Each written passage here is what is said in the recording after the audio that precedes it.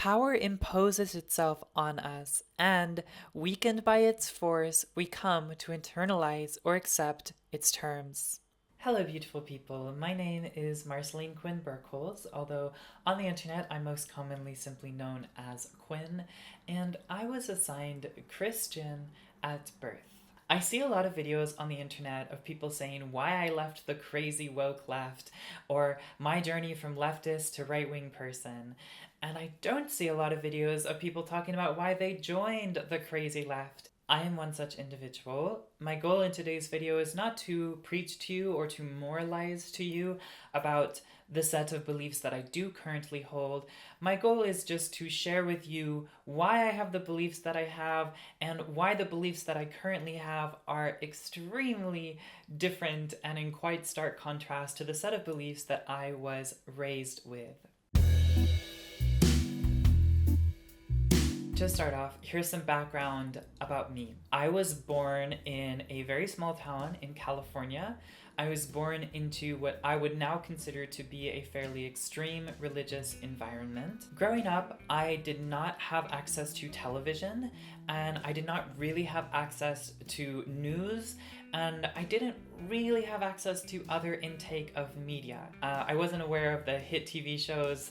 I wasn't aware of what kind of music was popular. So growing up, I lived a pretty sheltered life. And this was kind of just a product of the community that I was raised in. It wasn't necessarily because my parents were really trying to keep my world as small as they possibly could, but regardless of their intention, that is simply what happened to me. My world growing up was very, very, very small. I moved to the UK and I didn't know who the Beatles were, I didn't know who Beyonce was, I barely knew who my own president was, so I was pretty blind to an external world. I sometimes compare my upbringing to the unbreakable Kimmy Schmidt. Beyonce. So I was not allowed to read certain books. I was not allowed to consume Harry Potter or anything that they thought was too secular or too worldly for me. So in that regard, I was definitely limited to an intake of even fantasy that was seen to be in line with biblical values. Throughout my adolescence, I was a very feminine presenting man, and I had some romantic attraction to women, but I had predominantly sexual attraction to men that I was really experiencing throughout puberty. So I was grappling with these feelings of being feminine in a world that saw me as feminine regardless of what I did. And I do feel the need to emphasize that, like, I was physically perceived as feminine with zero influence to secular culture and zero influence from queer culture. I was not groomed by LGBT plus people to seem feminine. I was already perceived as feminine. I was perceived as feminine because I had a feminine body, because I was small and skinny, but also because my personality was very feminine and my mannerisms were feminine, and just loads of aspects of who I was read as feminine. So with 0.000 influence from the LGBTQ plus community, I literally did not even know that gay people existed growing up, and I was still very feminine. As for my education, I started out in a Christian school, and obviously that was a very specific type of educational experience where I was very heavily influenced to see the world through a Christian lens. I then was in a public school for the later years of my elementary school. For middle school, I was homeschooled, and as part of that homeschool experience, I attended a church homeschool run educational sort of institution. It was called Shining Light, and as part of that homeschooled, like, kind of shared education environment where the church sort of shares the burden of homeschooling, I took classes on how to debate evolution and why creationism is real and why evolution is false, and essentially received a very targeted education to imprint a very specific set of beliefs onto me. Your scientific creationism really isn't scientific. Well, neither is evolution. You mentioned in the letter that you faxed in. We're talking about evolution yet. We're talking about you. We'll get back to evolution in a second. No, I agree. The thing is that scientific creationism is not scientific. I agree. There's no possible way to prove it scientifically. Why do you guys keep trying to get it taught in the public school science classes? If it's not science, it shouldn't be taught. I then did attend a public high school, but I actually graduated early from high school. I graduated from high school at 16. I did a year at community college, including while I was at high school. And then I moved to the United Kingdom when I was 17. As part of my upbringing, I developed a very intense obsessive-compulsive disorder. At the time, I was not aware of that because in the church, you don't deal a lot with therapy and psychology. The church is very centered on just your relationship with God, so you don't really question why things are going wrong with you in terms of your physical health or your mental health. You only ask God to heal you.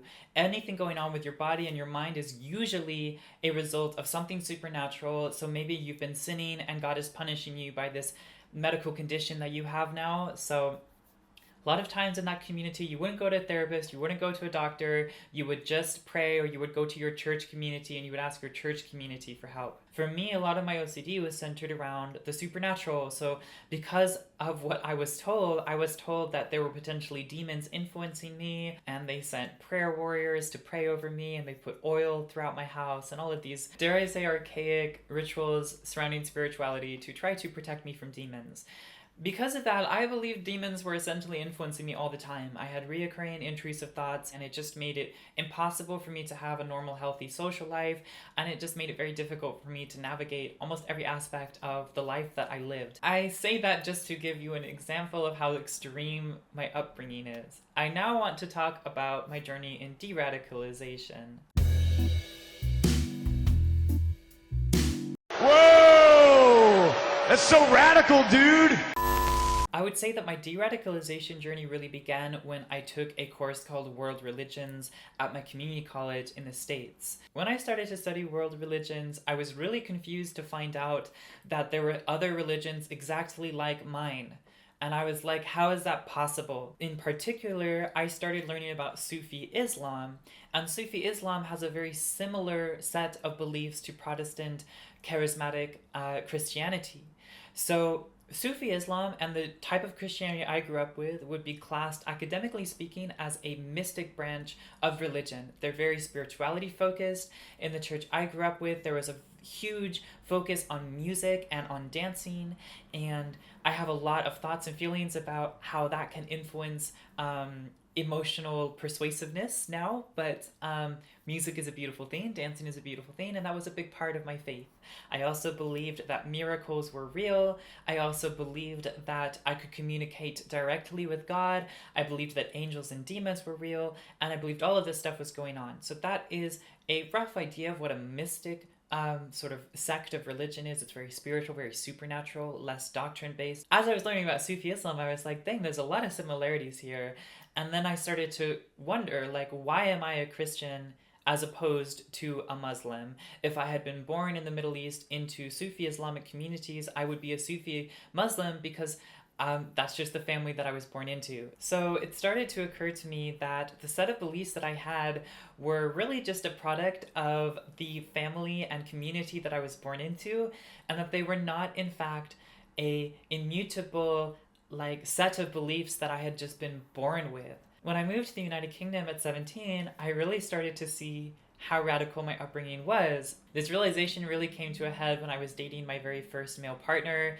I had come to terms with my attraction to men. I was dating a man, and he was a pretty staunch atheist and a man of science, and we would have all of these debates between creation and evolution and debate about religion and faith, and he would just always win the debates consistently. And I just realized that I didn't really have the answers. He would say stuff and I'd be like, oh, I don't know how to respond to that. And that was when my foundation of the world started to really crumble in. In addition to that, my family reacted extremely negatively towards me coming out. They were super hostile.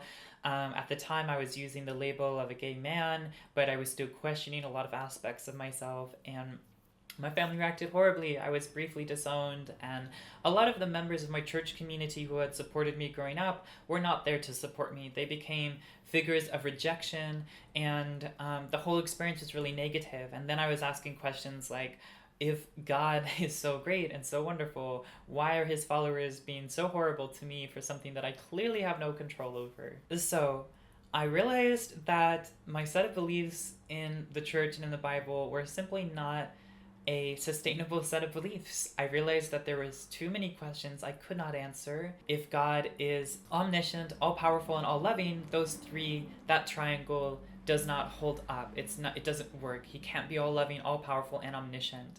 And that was definitely something that played a role in me leaving the faith. But I also started to understand that the Bible was man-written, that it had been translated so many different times, and I started to lose faith that these old men who had translated and retranslated and mistranslated the Bible hundreds of times were not really God. I also learned that homosexuality as a word was only introduced in the Bible very recently in the 1900s, and I learned that a lot of the scriptures surrounding condemnation of gender diversity and also of sexuality diversity was just really a bit ill-supported. I definitely would say that I was brainwashed growing up, and this realization that you've been taught very specific things about the world that, regardless of whether or not they're true, at least are not the only potential for truth.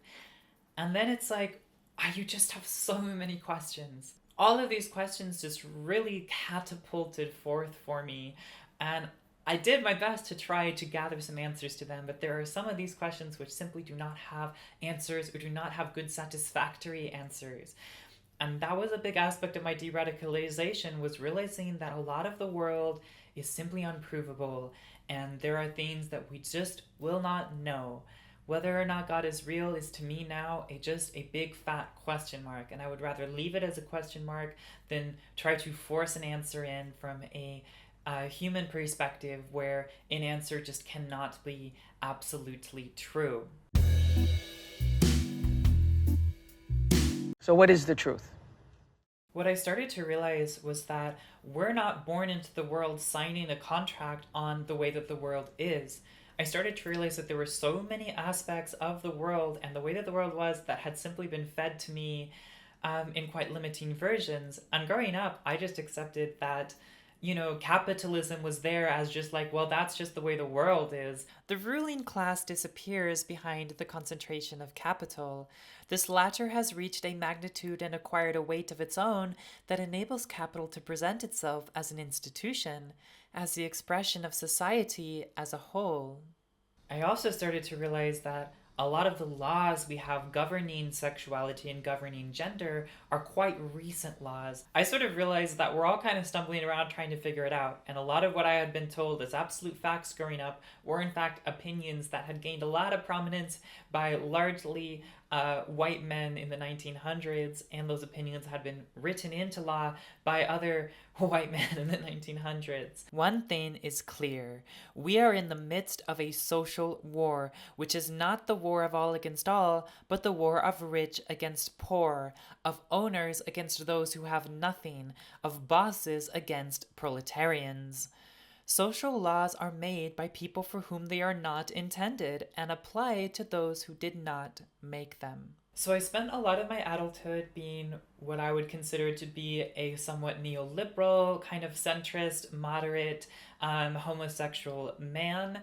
I then came out as bisexual. I started to realize that I didn't want to put myself in any more boxes. I had sort of left the church with all of these questions, and then I had taken all the answers from another group of people. I had just kind of taken all the answers from a very neoliberal, gay-affirming, but a little bit like wishy-washy set of beliefs, and I had realized that sort of the upbringing I had was bad, but that there was another evil out there, and that was kind of like far-left belief. This is pretty common with people who used to be religious fundamentalists. They were so certain they were right, only to realize that everything they believed about the world is wrong. So they become distrustful of any strong moral convictions because it reminds them of their former fanaticism. Growing up in the church, and specifically growing up in America, you're taught that any kind of far leftist viewpoint is obviously evil, obviously stupid, and specifically the word communism is like this really scary, evil, horrible word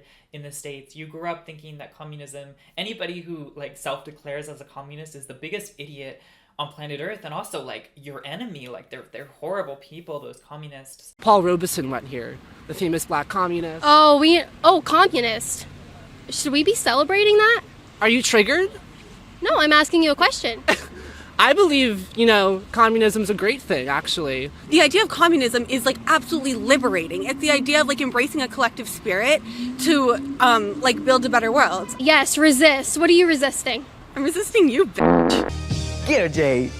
It's very hard to critically challenge some of these things because it's just like, well, that's just obvious. It's taken for granted. It's self-evident. But you start to realize it's not actually totally self-evident. Common sense is not something rigid and stationary, but is in continuous transformation, becoming enriched with scientific notions and philosophical opinions that have entered into common circulation. Common sense is the folklore of philosophy and always stands midway between folklore proper, folklore as it is normally understood, and the philosophy, science, and economics of the scientists. Common sense creates the folklore of the future, a relatively rigidified phase of popular knowledge in a given time and place.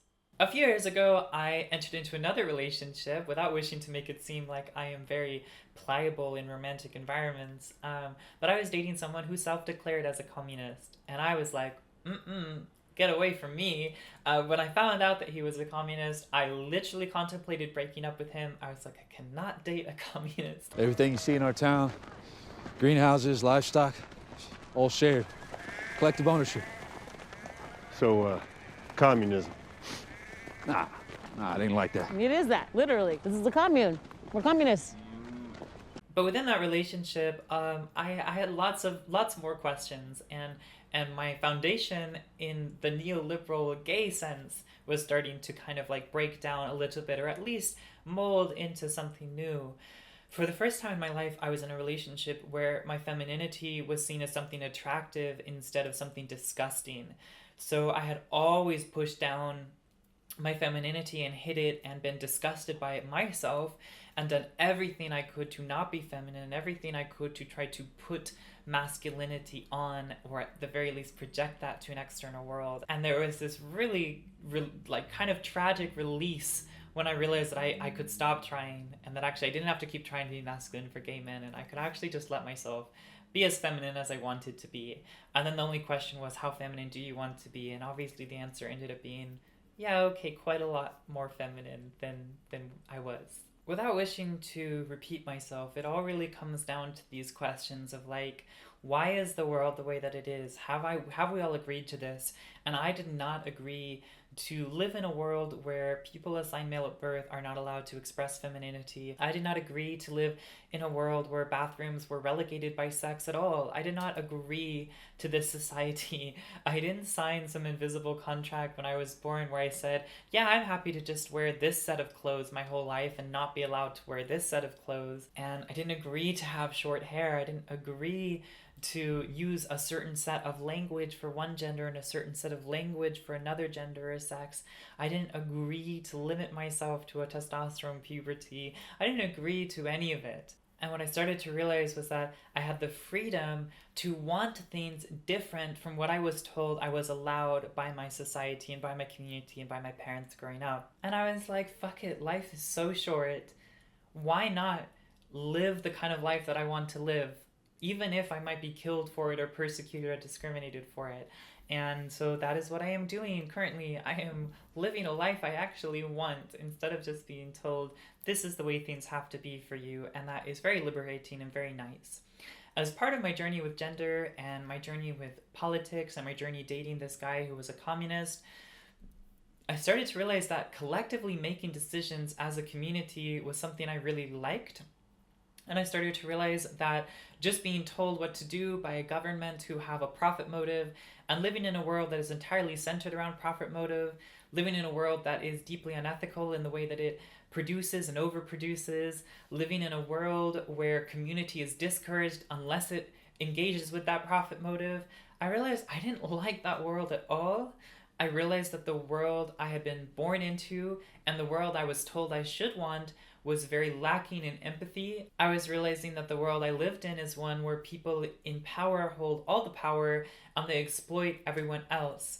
And I was realizing that I hadn't agreed to this, and also most people around me had not agreed to this. In fact, most people in the entire world have not agreed to live in a system where we are exploited as wage slaves, where we live in an economy that overproduces unnecessarily, where there are just so many things that are bad and so much hardship unnecessarily. And that was what started a re-radicalization for me into eventually identifying as a leftist. As with anybody, I exist as an individual. My beliefs are not homogenous with every other leftist out there. I find there are a lot of leftist policies, leftist beliefs, leftist cultural artifacts that I strongly disagree with. But I have come to see myself as someone who is on the far left, ideologically. That makes the most sense to me. I try to label myself as little as possible, both with my politics and with my gender. I'm much more interested in talking about the individual sets of beliefs that I have as opposed to the labels that are often associated with those sets of belief. One thing that I had to come to terms with in leaving the right and moving towards the left was that the pursuit of truth in and of itself is not enough. I went through this stage where I was like a little bit of a kind of slightly obnoxious debate bro, like that kind of like Reddit atheist. I now understand that my empathy is just as valuable as my ability to be smart and to establish truths about things.